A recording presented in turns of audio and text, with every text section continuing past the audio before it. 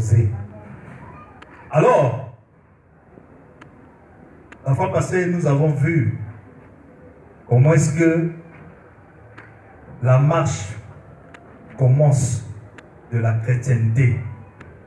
Et étant donné que nous venons ici, c'est parce que le ciel nous constitue pour nous une promesse. Étant donné que le ciel est une promesse et aussi une réalité, sinon Jésus-Christ ne devait pas venir mourir en vain. Quelqu'un qui avait toute la puissance qu'il fallait à cette époque de terrasser même les gens qui étaient venus pour l'appréhender. Il se frappait la poitrine, il dit, vous cherchez qui? Et les assaillants, les envahisseurs répondirent, Jésus. Il dit, mais c'est bien moi. Dès qu'il se frappe la poitrine, tout le monde qui était venu pour l'arrêter tombait à même le sol. Quelle puissance! Mais cependant, comme c'était pour un but que lui était venu sur la terre, peu importe ce que nous pouvons faire, peu importe ce que nous pouvons penser, la volonté de Dieu reste toujours la volonté de Dieu. La volonté de Dieu pour toi, c'est de vivre par sa parole. En vivant sa parole, tu es en train de rendre manifeste ce Dieu. Parce que lui, il vit à travers les lois. Amen. Amen. Donc, quand la Bible dit que la nature tout entière soupire de voir la manifestation des fils de l'homme, des fils des hommes, des fils de Dieu, il faut faire très attention. Il n'y aura pas des événements spectaculaires pour attirer votre attention. Il n'y aura jamais des événements que Dieu accomplira de manière à attirer les regards humains. Amen. Dieu fait toujours chaque chose, peu importe, peut paraître grandiose, une promesse, mais quant à sa réalisation, c'est dans la simplicité. Amen. Et c'est effectivement cette simplicité qui va choper beaucoup de gens. Ils manquent de voir Dieu à cause de la simplicité de Dieu. Amen. Il se cache étant grand, mais il se révèle dans la simplicité. Or, ce qui est simple n'attire pas les regards. Et ceux qui sont orgueilleux ne peuvent pas comprendre la manifestation de Dieu à cause de sa simplicité. Qui peut dire Amen? Il descendit pour constater ce que lui avait écouté en ce qui concernait Sodome et Gomorrhe. Mais il a fait crochet vers Abraham. Parce qu'il savait qu'à cette époque, l'homme qui était envoyé pour cette tâche, c'était Abraham. Amen. Donc Dieu ne pouvait rien faire sans avoir révélé ses secrets à ses serviteurs, les prophètes. Amos chapitre 3, verset 7. Comme il savait que la destruction de Sodome était un événement grandiose, qu'est-ce que Dieu fit? Il était obligé de descendre et aller d'abord voir celui qui le représentait à cette époque-là. Amen. Parce que pour que la parole de Dieu demeure la vérité éternellement vraie, il faut que Dieu lui-même vive sa propre parole. Amen. Et il avait déjà dit que moi, l'Éternel, je ne fais rien sans avoir révélé le secret aux serviteurs des prophètes. Il descendit. Mais il était dans un habit de camouflage. Amen. C'était une veste ou un costume identique à tout corps humain. Mais cela n'était pas donné à tout le monde de pouvoir discerner celui qui était derrière la poussière. Il a parcouru des rues et des avenues, mais arrivé vers Abraham, Abraham a regardé, il appela l'un d'entre eux Seigneur. Amen. C'était pas facile parce que tout ce monde-là était identique, mais il avait la capacité de discerner qui est Dieu parmi tout ce monde. Amen. Donc au milieu des deux, il y avait trois qui encadraient, mais au milieu, c'est lui qui était Elohim. Amen. Le reste là, c'était des anges. Mais quand les anges se manifestent à travers le temps, ce sont des humains. Amen. Quand Dieu descend à travers le temps, c'est sa loi, c'est des humains. Amen. Et quand Abraham a regardé, il avait su que le problème, ce n'est pas celui-ci. La chair, le problème, ce n'est pas celui-ci. L'esprit, mais le problème, c'était dans l'âme. Amen. Et Abraham a regardé. Il dit, voilà, ça c'est Seigneur. Amen. Et Dieu était content de savoir que sur la terre, il y a ceux qui sont mes sujets, qui ne peuvent jamais m'oublier, même si je me cache. Qui dites-vous que je suis moi qui suis le Fils de l'homme? Amen. Et tellement que Abraham, étant un serviteur de Dieu, étant un fils de Dieu, lorsqu'il reçoit Dieu dans sa maison, il dit, oh Seigneur, je ne suis pas digne, mais c'est un grand privilège. Cela n'est pas donné à tout le monde de pouvoir héberger, je voudrais dire, exercer l'hospitalité, que Dieu puisse visiter. Ce n'est pas donné à tout le monde. Comme cette occasion m'est accordée, oh, je dois vraiment exercer l'hospitalité à tous égards. Alors, il demanda à Sarah de préparer la nourriture pour cet invité, pour Dieu. Dieu qui a créé les cieux et la terre. Ce jour-là, il a mangé la viande. Dites Amen. Amen. Alors, Elohim a mangé. Et nous constatons, après qu'il est fini, lorsque quelqu'un est satisfait, qu'est-ce qu'il va vous faire? Vous avez pris soin de Dieu. Dieu ne va pas vous laisser comme ça. Il fallait maintenant passer par l'étape de la bénédiction. Dieu devait prononcer des paroles de bénédiction envers celui qui a exercé l'hospitalité à son endroit. Amen. Vous voyez comment est-ce que les bénédictions surviennent? Amen. Toi, quand toi tu trouves, tu manges à seul. Mais quand toi tu manques, tu veux que tout le monde vienne à ton secours. Il faut faire très attention. Parce que même les biens peuvent vous constituer une malédiction pour nous. Ça dépend simplement de l'usage. Qui peut dire Amen? Amen. Dieu a dit, cacherai-je à Abraham ce que je dois aller faire à Sodome. Abraham n'était pas dans Sodome. Mais dans Sodome, Abraham avait son neveu. Amen. Et Abraham était obligé de plaider la cause de son neveu. Et c'est à ce moment-là que Abraham reçut la bénédiction. À cette même époque, moi je te visiterai. La visitation d'Elohim à Abraham, la prochaine visitation bien sûr, c'était la venue d'Isaac. C'était un fils. Quand Isaac est venu, c'était l'accomplissement de Abraham. À la prochaine époque, je te visiterai. Donc il faut faire attention dans la visitation de Dieu. Il peut prendre un autre camouflage. C'est pourquoi vous qui venez ici, ne soyez jamais sans ignorer. Ne pensez pas que c'est l'homme qui va vous parler. Pensez toujours quand je viens ici, c'est Dieu qui nous parle. Tu peux dire Amen. Amen. Il faut être dans cette dimension-là. Et c'est de cette manière-là que tu auras la capacité de voir toujours Dieu. Que le pasteur dise quelque chose à ton endroit, même si ça peut te blesser, tu dis que c'est pas lui, c'est Dieu. Qui peut dire Amen. C'est de cette manière-là que tu surmonteras, tu pourras bien marcher avec le berger. Parce que quand tu es brebis, tu n'as plus de volonté. C'est difficile. On te demande forcément d'être idiot. Si tu es brebis, on te demande de ne pas être intelligent. Alors qui va accepter d'abandonner ça? Et celui qui réussit d'abandonner ça, alors il écrase son libre arbitre. Comme le libre arbitre n'est plus dans toi, c'est maintenant Dieu qui vit. Alléluia. Amen. Et ton âme devient Dieu. Ce qui te touche, il touche Dieu. Alléluia. C'est ça en fait le secret. Alors, qu'est-ce qui se passe? Beaucoup ont pensé, nous allons lire Frère Branham, qu'ils peuvent aller au ciel, tous les jours ils viennent, mais cependant, ils ne savent pas que même le chemin pour le ciel obéit à un certain nombre de principes. Amen. Ça commence d'abord, comme nous avons vu, sur le plan d'abord local. Sur le plan local. Sur le plan local. L'Église, il faut d'abord commencer par être membre.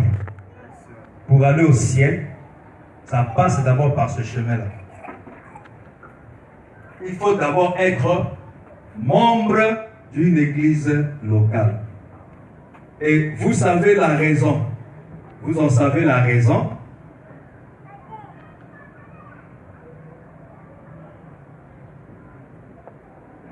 Vous en savez la raison. C'est parce que sur le plan local, donc l'église locale, là il sait que il faut devenir d'abord chrétien, c'est-à-dire il faut avoir un berger. Nous avons vu le but ou le rôle d'un berger, parce que c'est lui là, le berger, il doit vous communiquer la volonté de Dieu. le pays vers lequel vous devez partir. Amen. Puisque nous vous avons dit que nous allons voir ça dans 2 phases. Et il y a le plan spirituel. Donc nous sommes encore sur le plan A. Sur les principes. Tu ne peux pas prétendre être chrétien, mais cependant, tu n'es pas baptisé. Ça, c'est ce que le Saint-Esprit nous avait enseigné là-dessus. Il peut dire Amen. Amen, amen. Donc, il faut être d'abord membre de l'Église. Mais il y a des gens qui prétendent aller au ciel, ils sont ici, mais ils ne sont pas encore membres d'une Église. Pourquoi? Frère Madame appelle membre quoi? Vous allez voir les obligations et les caractéristiques d'un membre. La prédication, voir Dieu, prêché à San José, au USA, dimanche 29 novembre 1959. Paragraphe 22, 8. Vous savez, à mon avis, mon avis est le suivant. Un membre d'église, sa première obligation, c'est de donner sa dîme et ses offrandes. Amen. C'est de soutenir son Amen. église. Si vous êtes membre de ces belles églises qui sont représentées ici, soutenez votre église. C'est votre premier devoir envers Dieu. Apportez vos dîmes et vos offrandes à la maison du trésor. Et la maison du trésor, vous savez certainement ce que c'est. C'est là où vous recevez votre nourriture. Amen. Qui reçoit sa nourriture ici? Amen. Nous tous, nous recevons la nourriture de la part du Saint-Esprit, notre Dieu. Il est très merveilleux. Amen. Amen. C'est donc là où vous recevez votre nourriture spirituelle et votre obligation, c'est vis-à-vis de votre église et non vis-à-vis d'un évangéliste comme moi. Amen. Membre de l'église, sa première obligation, les obligations. Nous sommes sur le plan local, bien sûr. Comme pour être chrétien, ce qui fait d'un chrétien chrétien, nous avons vu déjà l'étape du baptême. Le baptême, c'est quoi en fait? Le baptême, c'est une prise de conscience. Amen. C'est un engagement que quelqu'un prend, celui qui veut laisser le monde pour suivre Jésus-Christ avec une nouveauté de vie. C'est une œuvre que tu extériorises de ce que Dieu avait déjà accompli à l'intérieur de toi. À l'intérieur de toi, c'est quoi? C'est que tu étais déjà sauvé, quoique dans le temps, tu as eu à vivre ta vie selon le moi. Amen. Et tu as été conduit à tuer, à avorter, à mentir, à vivre mal, à faire tout ce que vous connaissez. Mais lorsque la lumière vient, et alors que dans la sémence, dans le cœur, dans votre âme, il y avait déjà la partie Dieu, Amen. quoique en état latent, embrayé par les abîmes ou les ténèbres, mais la lumière a frappé, le cœur fait quoi? Tu te sens touché. C'est pourquoi les disciples, le jour de la Pentecôte, quand ils ont prêché la parole, les gens qui ont écouté, ils ont eu un cœur vivement touché. Il peut dire Amen. Amen. Et comme le cœur était touché, suite à ce que la parole avait condamné leur vie, quelle était la réaction face à l'action? Après que le cœur soit touché, ils ont demandé à Pierre et aux autres apôtres, comme nous sommes coupables d'après la parole que tu viens de prêcher, que ferons-nous alors? Pierre a dit, répondez-vous. Amen. Donc dans le baptême étant une conception, un concept, il y a la repentance dans le baptême. vous devez vous repentir, regretter ce que vous avez eu à mener dans votre première vie. C'est pourquoi vous allez voir que le chemin vers le ciel n'est pas donné à tout le monde. Il y a certains au milieu de la route qui finissent par abandonner.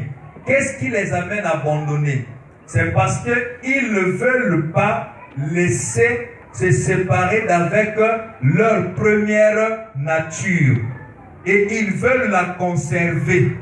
À cause de cela, lorsque la parole vient, tout en montrant le contraire, et que eux, ils étaient déjà habitués avec le premier décor, ils se voient comme perdants en abandonnant les copains, en abandonnant les copines, en abandonnant le vol, en abandonnant le mensonge, l'escroquerie.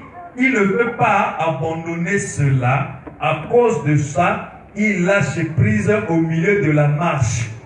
Que tu venais avec nous, on ne te voit plus. C'est qu'il a comparé la chose à venir par rapport à ce que lui, il est en train de faire. Il pense sa vie actuelle est meilleure par rapport à la vie à venir. Et il lâche prise.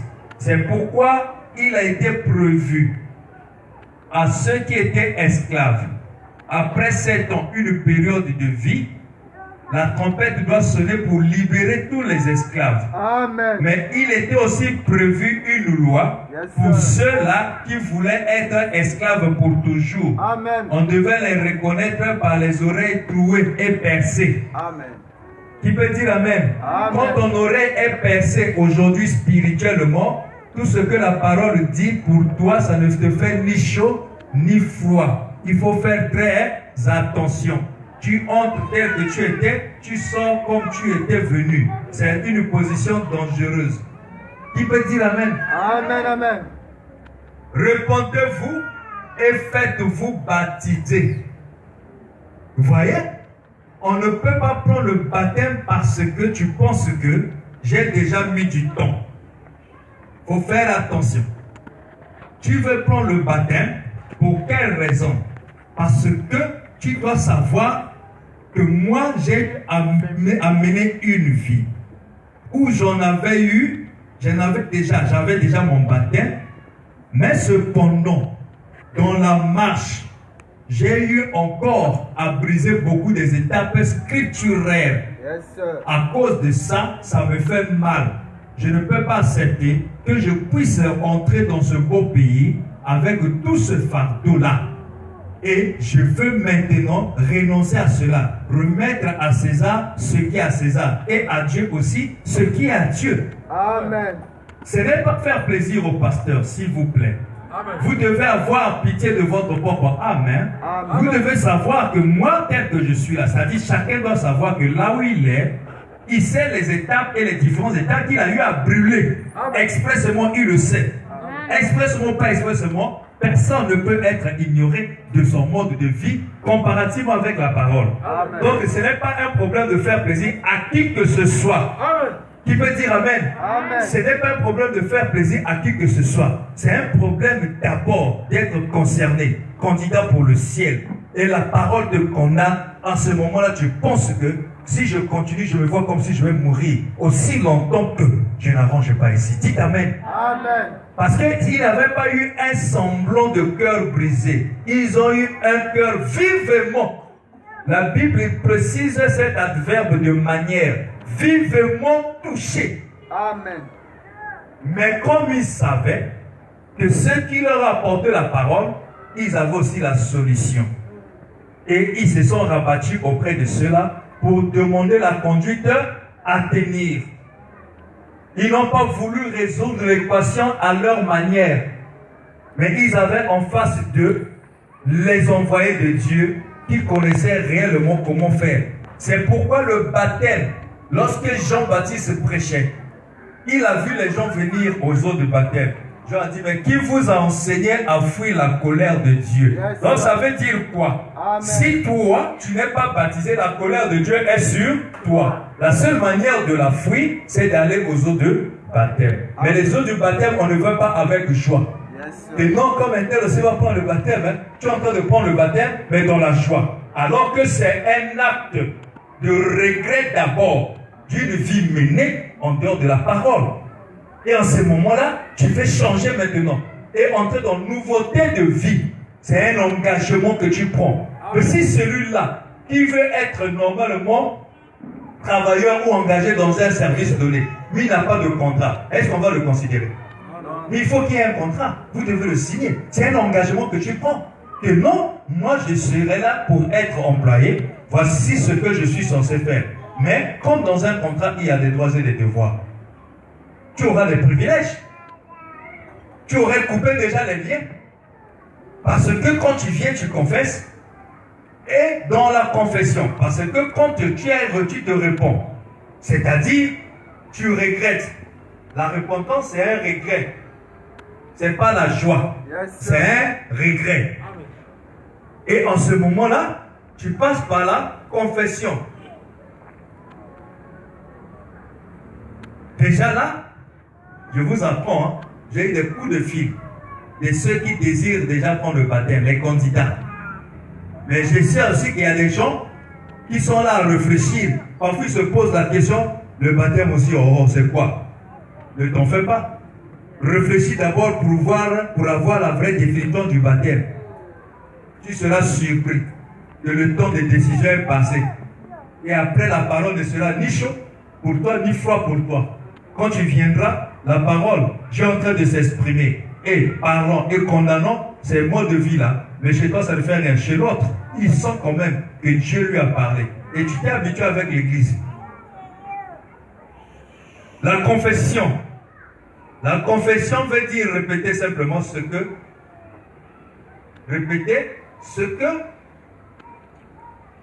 tu as vécu ou tu as fait.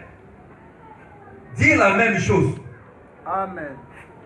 Dire la même chose que ce que tu as vécu. Amen. Amen. Ça veut dire quoi? Aujourd'hui, nous constatons que la politique s'est infiltrée même dans l'église.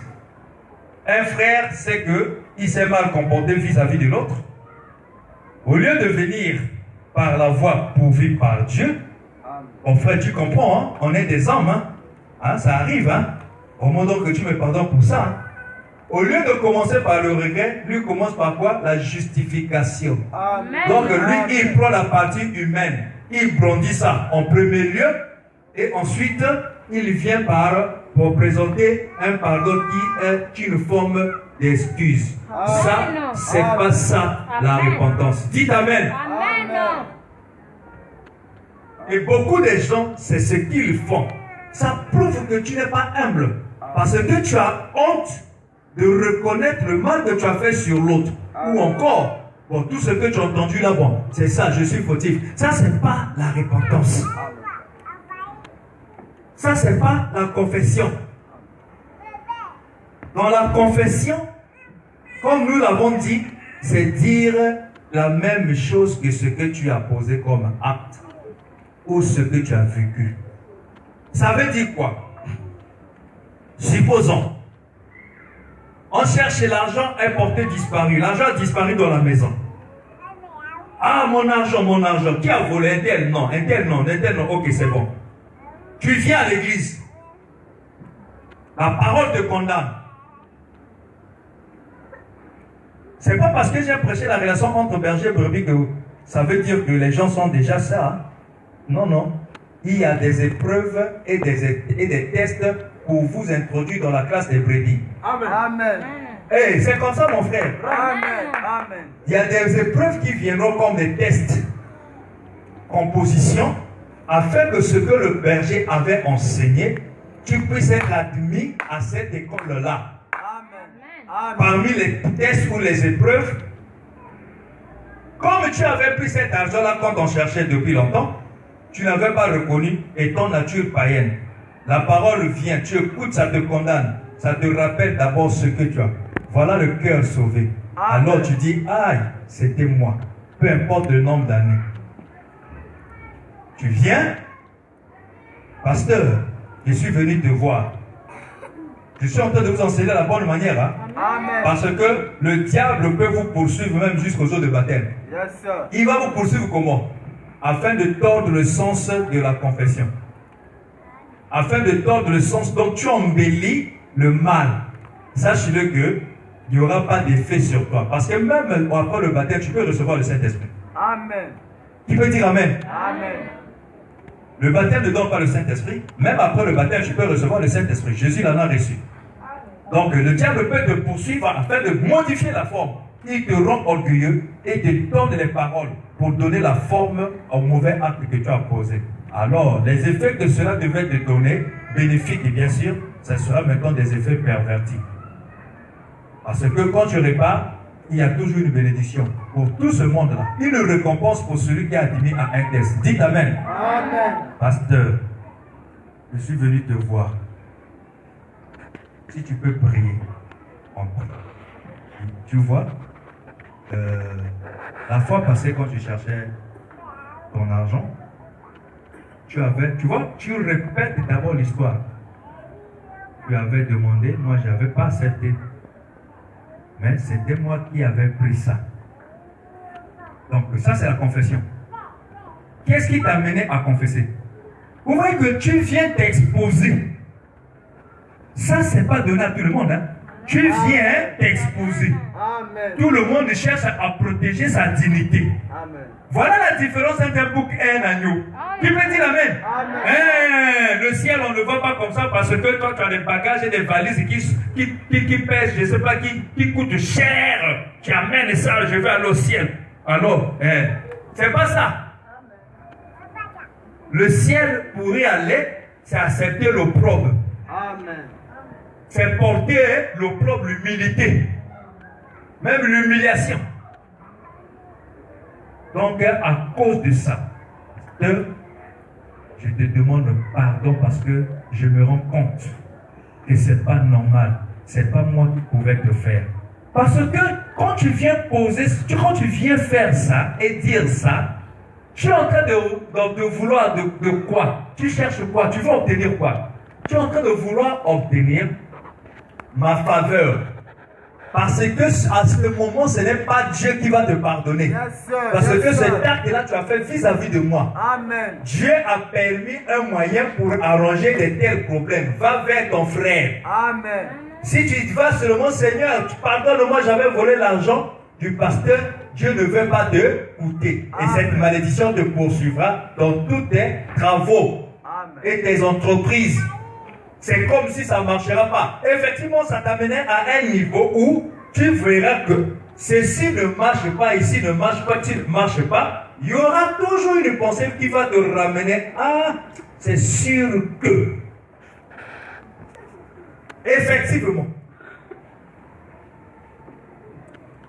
Donc je ne suis pas digne. Je viens pour te demander pardon. Moi qui vais te pardonner, il faut que je voie en toi la pitié. Parce que à ce moment-là, c'est moi qui dirais que oui, je te pardonne.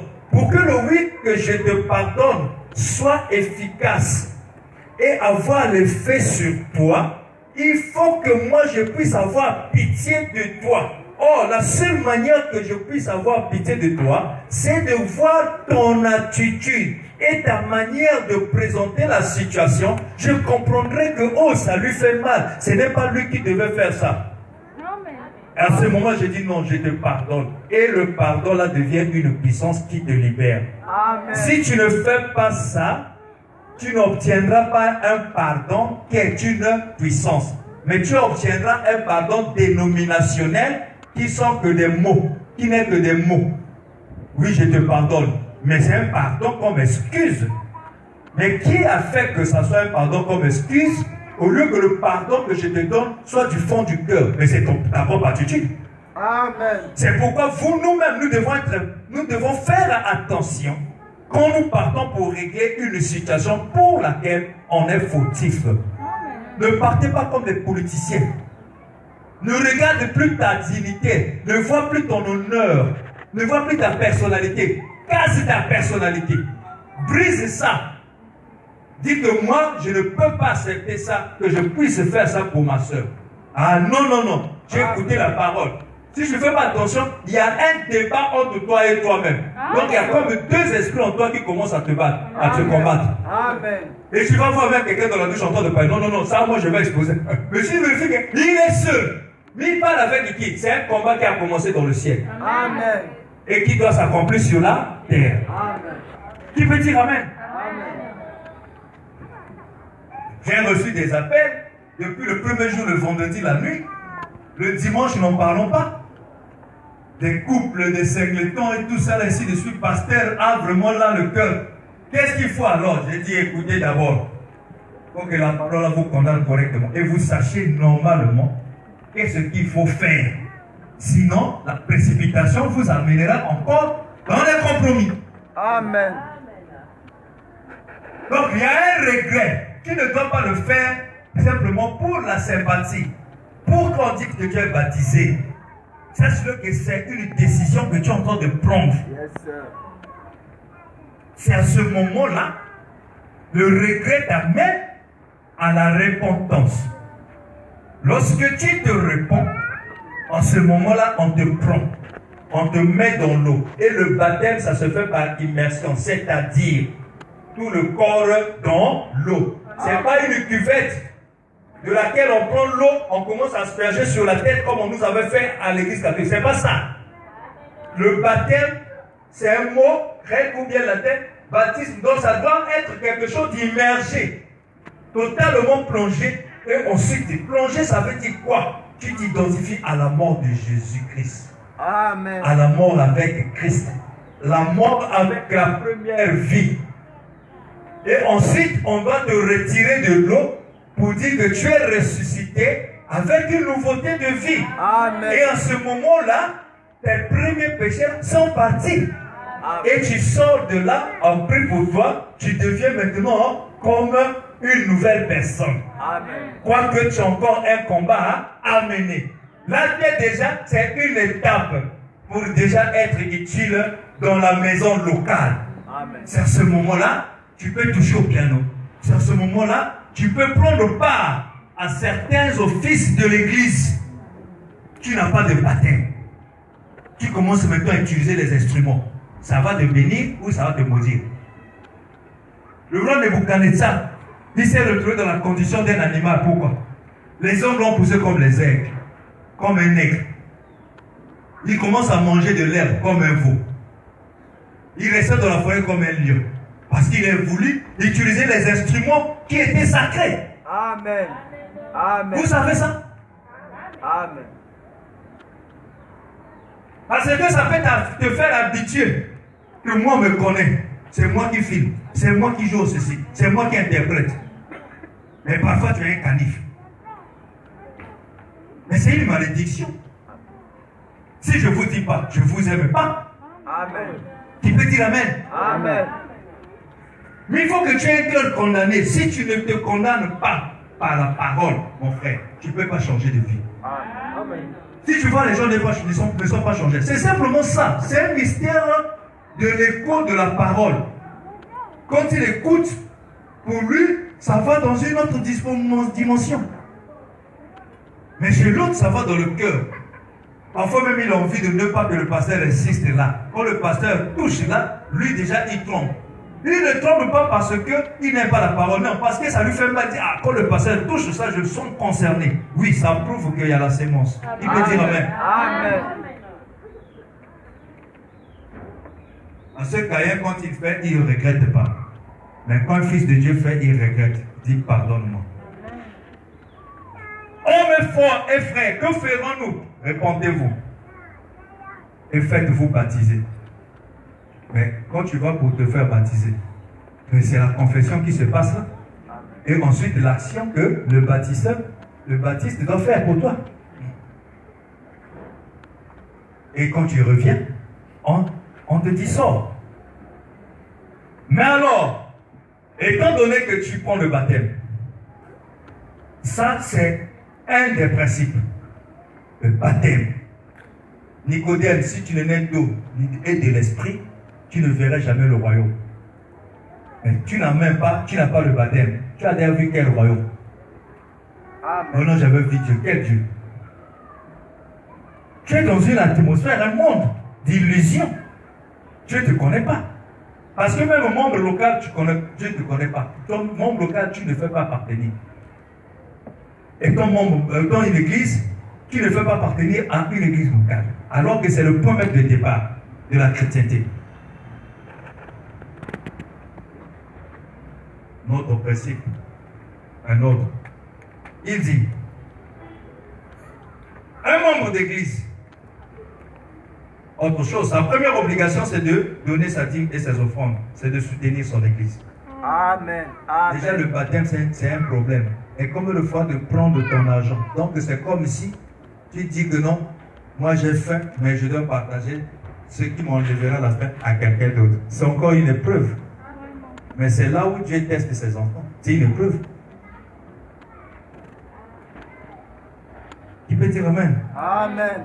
Un membre d'église, sa première obligation, c'est de donner sa dîme. Ils sont nombreux ici. Si tu demandes quand tu payes la dîme, vous allez voir seulement le sourire. Je peux même commencer.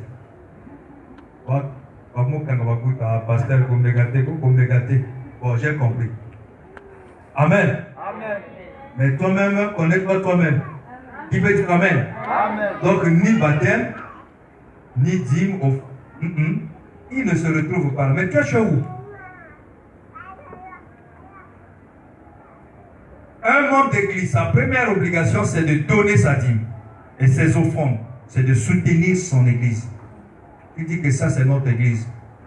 Quels sont les principes, quels sont les fruits qui prouvent que toi, tu fais partie de cette église et celle-ci, c'est ton église? Parce que ça, c'est le prophète de Dieu. Qui peut dire Amen? Amen. Vous croyez que Bonhomme, c'est un prophète? C'est celui qui nous avait été envoyé. C'est lui qui a parlé. Et si toi, tu crois dans le message, tu diras Amen. Amen. C'est pas moi. C'est votre premier devoir envers Dieu. Apportez votre dîme et vos offrandes à la maison du trésor. Et la maison du trésor, vous savez certainement ce que c'est. Là où vous recevez votre nourriture. Amen. Oh, le pasteur prêche bien. Au pauvre de lui, il prêche bien pour qui? Pour celui-là qui vient se balader, chauffer les bancs. C'est pas moi. Tu te moques de ton Dieu là et du ciel auquel tu veux aller là. Déjà la base ici là, tu n'es même pas assis, c'est même pas fondé, c'est sur le sable mouvant. Ça veut dire que tu es égo. Comme tu es égoïste, alors l'ego c'est ramener tout vers soi, c'est déjà un mauvais esprit. C'est ça qui a amené le jeune homme riche en enfer. C'était pas l'alcool, c'était pas la fornication ni l'adultère. C'était le manque, la capacité, l'incapacité de pouvoir partager, vivre pour les autres. Amen. Amen. Alors que la dîme, c'est pour Dieu. Tu ne veux même pas lui donner ça. Amen. Quel égoïste, le degré le plus élevé, c'est celui-là. Opi mamoko le loko et loko naïe. Ça, c'est un niveau élevé d'égoïsme. Oh non, pasteur, je ne travaille pas. On ne t'a jamais partagé. On t'a dit que la dîme, c'est selon que le travail qui te fait payer ça. Mais le travail, c'est un gain, non? Tu as fait quelque chose, on te donne. Ok? Amen. Mais lorsque tu es quelque part, si déjà pour l'effort fourni, parce que le salaire, c'est la paix, la rétribution, la rémunération, les foutina, mitoki oyo bimisi, on te donne et tu paies la dîme. Si déjà pour la chose pour laquelle tu as mérité, avec ta propre sueur, on t'a payé parce que tu as fait un travail. Amen. Ok?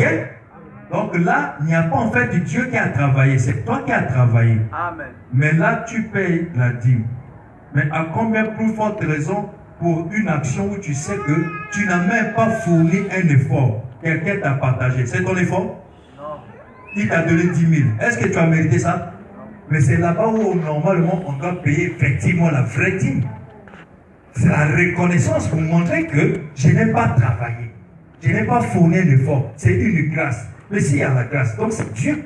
Donc on m'a donné ça gratuitement. Moi aussi je peux dire Seigneur merci. Parce que ça c'est pas moi. Ça c'est toi qui as envoyé. Donc moi aussi je vais penser à toi. Amen. Qui peut dire Amen? Amen. Amen. C'est là où beaucoup de gens ne comprennent pas. Amen.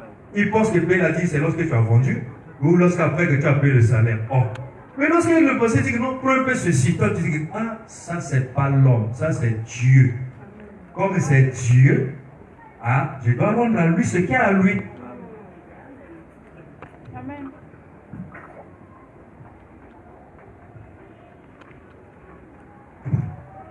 Les principes fondamentaux.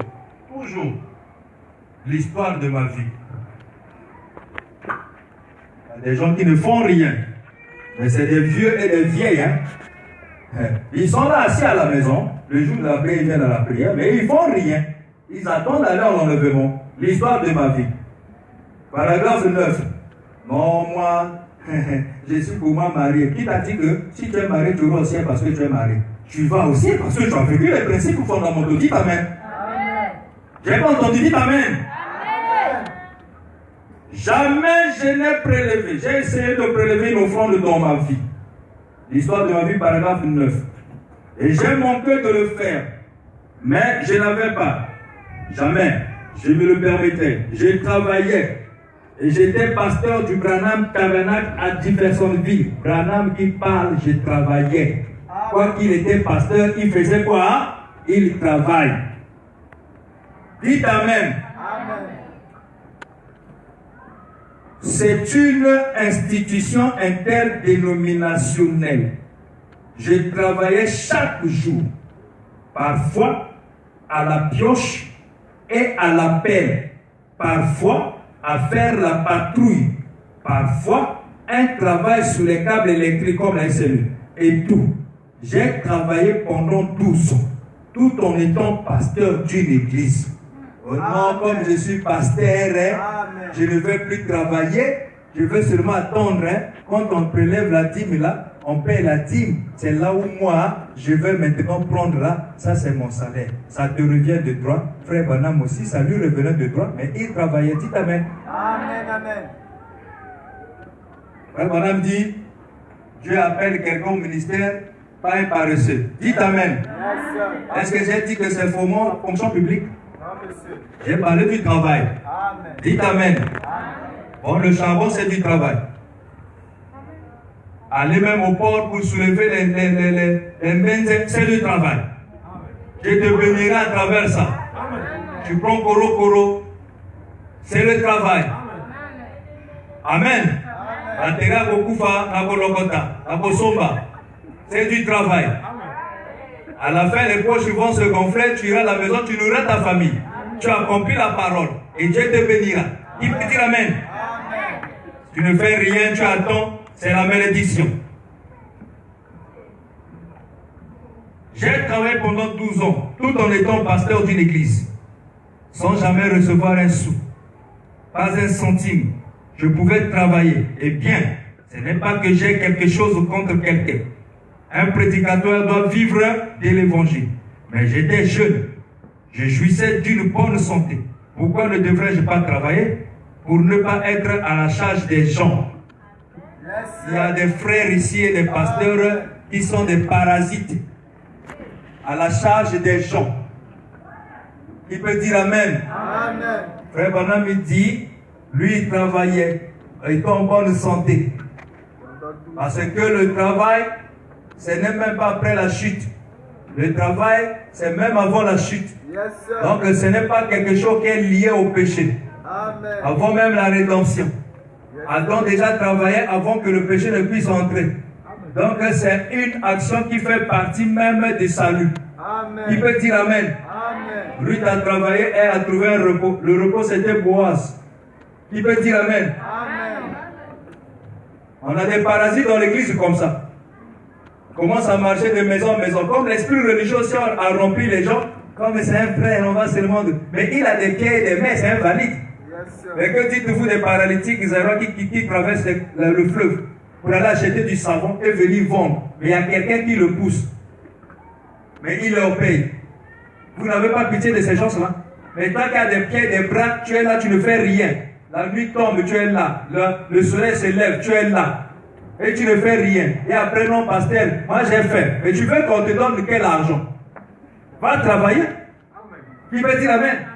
Le Centrafricain, on quittait Centrafrique, ici, là, il se débrouille. Le Rwandais a fui la guerre, il vient ici, il devient patron des boucheries, des chambres froides, des pasteurs. Ils embauchent encore lesquels? Les Congolais. Et quand tu es là, tu viens demander l'argent chez le pasteur. Je vais te donner quel argent? L'argent que tu demandes parce que je travaille, non? Dites amen. Vous pensez que c'est à cause de vos dîmes là que je vis? Là où même les doigts ont des yeux. Dites amen. On n'a pas besoin des parasites ici. Hein? Si tu as faim, va travailler. Et, Proverbe 6 dit, paresseux, si tu es paresseux, observe la fourmi. Ne sème ni le moisson, mais elle a toujours quelque chose. Pourquoi? Parce qu'elle va dans le domaine de la recherche. Si elle trouve un cafard quelque part, la fourmi prend. Et ensuite, après avoir pris, elle goûte d'abord et amène et donne l'information aux autres. La fourmi n'est pas égoïste. Donc il y a des frères ici, même pas avoir testé d'abord le deal, là il commence à donner l'information, que c'est une bonne affaire. Hein? Et après quand tu prends l'argent, il disparaît. Un frère escroc. Un frère, on ne te voit plus. Mais tu as pris mon argent, pourquoi tu avais dit que c'est une bonne affaire? La fourmi, pour donner l'information, elle amène une idée testée. C'est pourquoi vous voyez la fourmi. Quand vous voyez la fourmi seule sur un mur, c'est qu'elle est dans le domaine de la recherche. Mais après avoir trouvé le butin, elle prend une partie et elle met dans la bouche, elle se balade. Si une fourmi fait le sens contraire de son chemin, tu vas voir, elle ira à l'encontre de cette fourmi pour dire, j'ai vu quelque chose, goûte un peu. Vous allez constater, en moins de quelques minutes, beaucoup de fourmis sur un cafard, alors que le cafard venait de mourir. Mais comment tout ce monde a su? C'est par un système sophistiqué de communication. Dites amen. C'est pourquoi toi tu es paresseux. Va voir la fourmi, comment est-ce qu'elle fonctionne. Le pasteur s'occupe de l'âme. Et vous devez vous occuper du pasteur matériellement. C'est pourquoi dans le temple, les Lévites n'avaient pas des parts de parcelles. Quand on divisait les parcelles ou les terres selon les 12 tribus, les Lévites n'en avaient pas. Ils devaient s'occuper du temple et Dieu devait prendre soin d'eux. Si je ne travaillais pas, je mourrais de faim. Après, le pasteur a Zokonda. Mais alors, la tête, on a prié pour la pino. Vous avez dit, c'était ça. Amen. Mais le pasteur aussi va travailler. Amen. Qui peut dire amen? Amen. Mais j'étais jeune. Je jouissais d'une santé, d'une bonne santé. Pourquoi ne devrais-je pas travailler? Ainsi, je travaillais et je payais mes dîmes juste à l'église. Frère Branham ne faisait pas payer sa dîme. Nous, les pasteurs, on ne paye plus les dîmes. Il y a des pasteurs qui sont extraordinaires. Amen. Amen. Dans le royaume. Lui, il ne paye pas la dîme. Il devient Merci Sédek. Amen.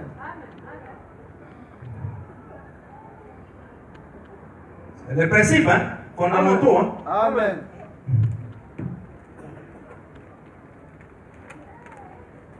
Ainsi, je travaillais et je payais mes dîmes juste à l'église. Je crois dans le fait de payer la dîme. Et Dieu m'a béni des millions de fois. Et jamais je n'avais prélevé des offrandes. Dieu lui a béni, il payait la dîme. Hein? Amen. Dites amen. Amen. Tu veux aller au ciel, non? Comme tu veux aller au ciel. Voici les principes de base. Que Dieu vous bénisse. Amen.